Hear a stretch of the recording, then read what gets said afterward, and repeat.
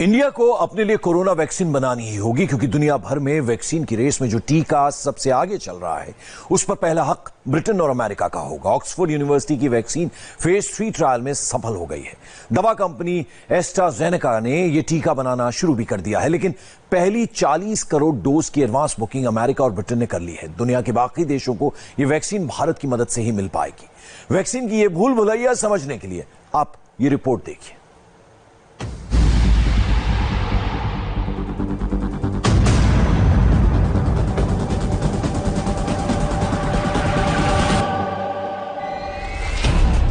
दस crore dose Britain को, 30 crore dose America को। इसके बाद आएगा बाकी तमाम देशों का नंबर। हिंदुस्तान से भी कोरोना की वैक्सीन बहुत दूर है। अंग्रेजों की ऑक्सफोर्ड यूनिवर्सिटी में कोरोना की वैक्सीन का फेज 3 ट्रायल सफल रहा। यह दुनिया की सबसे बड़ी खबर है, लेकिन इस खबर में बहुत बड़ा पेच है।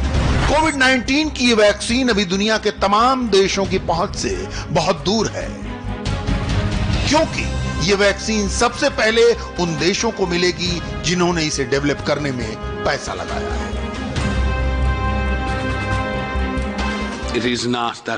अभी ऐसी कोई व्यवस्था नहीं है कि धरती पर हर इंसान तक वैक्सीन पहुंचाई जा सके। हम अभी ये प्राथमिकता तय करेंगे कि किसे पहले वैक्सीन मिलेगी।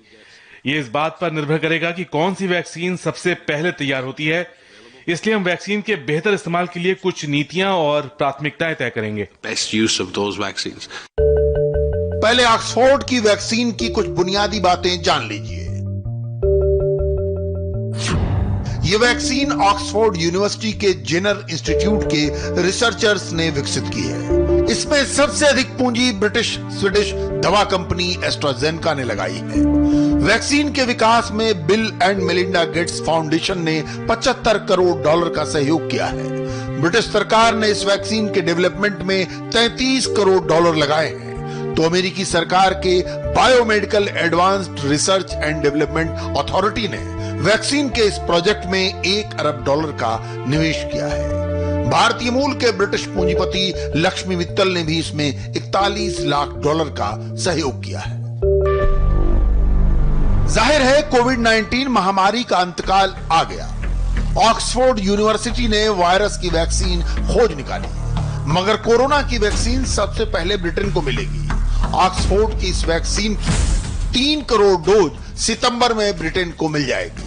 ब्रिटेन ने ऑक्सफोर्ड एस्ट्राजेनेका वैक्सीन की 10 करोड़ डोज की एडवांस बुकिंग की हुई है। इसके अलावा ब्रिटेन ने जर्मनी और फ्रांस की दवा कंपनियों के साथ भी 9 करोड़ वैक्सीन की डोज बुक कर ली है। I wish I could say that I was, like 100% confident. काश कि मैं ये पक्के तौर पर कह पाता कि हमें कोविड-19 की वैक्सीन मिल जाएगी। आपको तो पता ही है कि दुनिया भर में वैक्सीन बनाने के 100 से ज्यादा प्रोजेक्ट पर काम चल रहा है।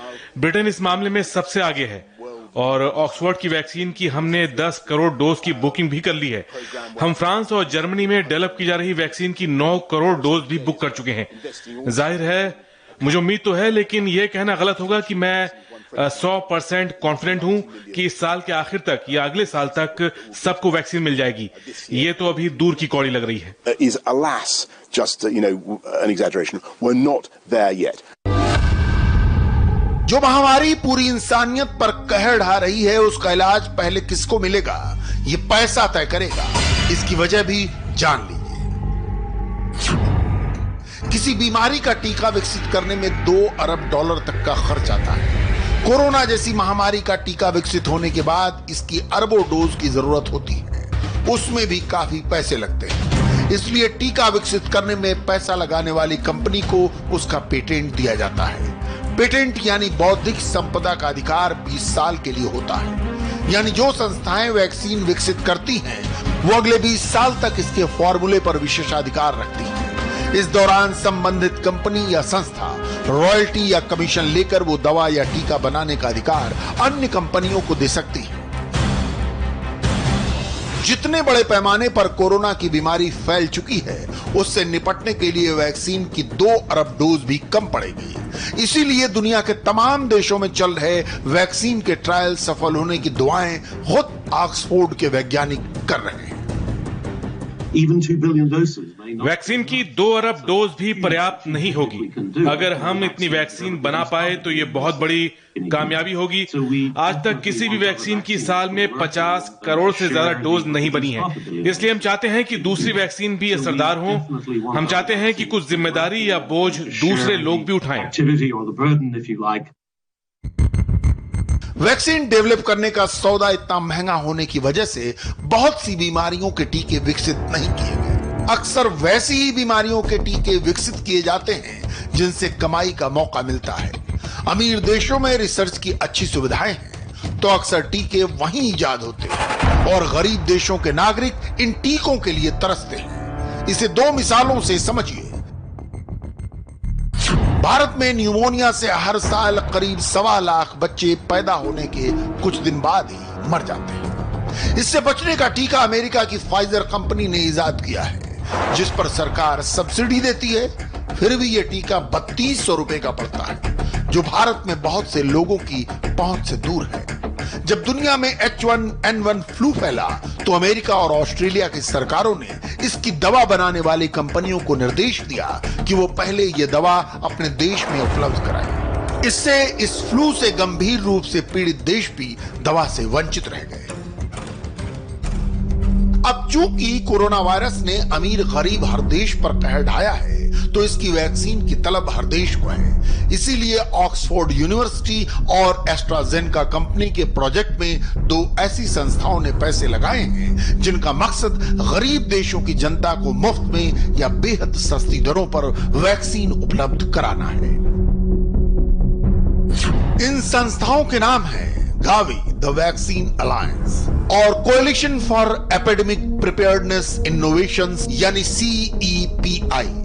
ये दोनों ही नॉन प्रॉफिट संगठन हैं, यानी दोनों जनहित में काम करते हैं। इन दोनों को मुख्य रूप से bill and Melinda Gates foundation से मदद मिलती है। इसके अलावा विश्व स्वास्थ्य संगठन, यूनिसेफ, रिसर्च इंस्टीट्यूट, स्वयंसेवी संस्थाएं और दानदाता देश भी इन संगठनों को मदद करते हैं, जो आमतौर पर नॉर्वे और कनाडा जैसे अमीर देश होते हैं। यही कारण है कि विश्व स्वास्थ्य संगठन सभी देशों से अपील कर रहा है कि वो कोरोना के खिलाफ जंग को मिलकर लड़ें और अमीर गरीब देशों का फर्क मिटा दें। हम चाहते हैं कि दुनिया भर के नेता मिलकर ये कोशिश करें कि वैक्सीन बनाने को दुनिया की भलाई समझा जाए। इसे उन लोगों के लिए दान या दरियादिली नहीं कहना चाहिए जो गरीब हैं और ये वैक्सीन खरीद नहीं सकते। अगर गरीब देशों को भी बराबरी की वैक्सीन उपलब्ध कराई जा सकी तो इससे सबका भला होगा। पूरा विश्व मिलकर इस महामारी से निजात पा सकेगा। इससे हम दोबारा आर्थिक तरक्की के रास्ते पर लौट पाएंगे। इस वक्त दुनिया में कोरोना वैक्सीन के 70 प्रोजेक्ट चल रहे हैं, जिनमें ऑक्सफोर्ड यूनिवर्सिटी एस्ट्राजेनेका का प्रोजेक्ट फिलहाल सबसे आगे निकल चुका है। वैक्सीन असरदार है और इसके साइड इफेक्ट नहीं है, क्योंकि इस वैक्सीन का 3रे फेज का ट्रायल कामयाब रहा है। पहले फेज में वैक्सीन का ह्यूमन ट्रायल पूरी तरह फिट लोगों पर होता है। दूसरे फेज में पहले फेज से ज्यादा और कंट्रोल्ड ग्रुप को शामिल किया जाता है, जबकि तीसरे फेज में वैक्सीन के डोज पर स्टडी की जाती है। लेकिन अभी यह ह्यूमन ट्रायल सिर्फ ब्रिटेन में कामयाब रहा है।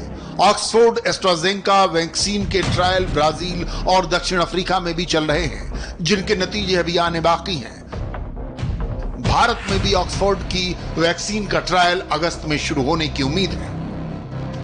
इसकी वजह भी समझिए। दवा कंपनी एस्ट्राजेनेका ने ऑक्सफोर्ड यूनिवर्सिटी द्वारा विकसित टीके की 2 अरब डोज मुहैया कराने का वादा किया है। इसके लिए कंपनी ने ट्रायल के नतीजे आने से पहले ही वैक्सीन की डोज बनानी शुरू कर दी। लेकिन इतनी भारी मात्रा में वैक्सीन बनाना अकेले एस्ट्राजेनेका के बस की बात नहीं है। इसीलिए वैक्सीन के मास प्रोडक्शन के लिए एस्ट्राजेनेका ने भारतीय कंपनी SII से पार्टनरशिप की है। पुणे की सीरम इंस्टीट्यूट ऑफ इंडिया यानी SII दुनिया की सबसे बड़ी वैक्सीन बनाने वाली कंपनी है। सीरम इंस्टीट्यूट ऑफ इंडिया हर साल 1.5 अरब वैक्सीन डोज बनाती है। समझौते के तहत सीरम इंस्टीट्यूट ऑक्सफोर्ड की वैक्सीन की 1 अरब डोज बनाएगी। इनमें से 40 करोड़ डोज इस साल के अंत तक मुहैया कराया जाएगा। ये भारत के लिए गर्व का मौका है कि दुनिया की पहली कोरोना वैक्सीन हमारी मदद के बगैर नहीं बनेगी। सीरम इंस्टीट्यूट में वैक्सीन की ये डोज विकासशील और गरीब देशों को उपलब्ध कराई जाएगी। इसका एक बड़ा हिस्सा भारत को भी मिलेगा। इसके साथ साथ भारत खुद भी पहली बार एक वैक्सीन डेवलप कर रहा है। इंडिया भारत जो है वो फार्मास्यूटिकल इंडस्ट्री में उसका पूरी दुनिया में नाम है, लेकिन यूजुअली हम जेनरिक ड्रग्स बनाते हैं और हमारी रिसर्च पे इतना ज़्यादा फोकस नहीं रहा है। ये पहली दफ़ा है कि हम एक्टिव रिसर्च करके एक नई वैक्सीन बना रहे हैं और ये वैक्सीन जो है ये काफ़ी आगे एडवांस स्टेज में है। वैक्सीन के विकास में काफी वक्त लगता है। कई बीमारियां तो वैक्सीन डेवलप होने से पहले ही कमजोर हो जाती हैं या खत्म हो जाती हैं, लेकिन कोरोना इतनी भयंकर महामारी है कि इससे निपटने के लिए वैक्सीन की बड़ी तादाद की जरूरत है। मुझे लगता है कि हम इस महामारी से वैक्सीन से ही निपट सकते हैं। इसके लिए ढेर सारी वैक्सीन की जरूरत होगी। अगर वैक्सीन सबको उपलब्ध कराई जा सकी तो इस महामारी का पूरी तरह से खात्मा हो पाएगा। ये बीमारी वापस नहीं आएगी। बिना वैक्सीन के कोविड-19 यानी इस महामारी पर काबू पाना बेहद मुश्किल होगा। कोरोना ऐसी महामारी है जो अगर किसी एक देश में भी बची रह गई तो बाकी दुनिया के लिए खतरा बनी रहेगी। इसलिए जरूरी है कि इस वैक्सीन को दुनिया के हर देश को उपलब्ध कराया जाए। भारत की इसमें बहुत बड़ी भूमिका होने वाली है।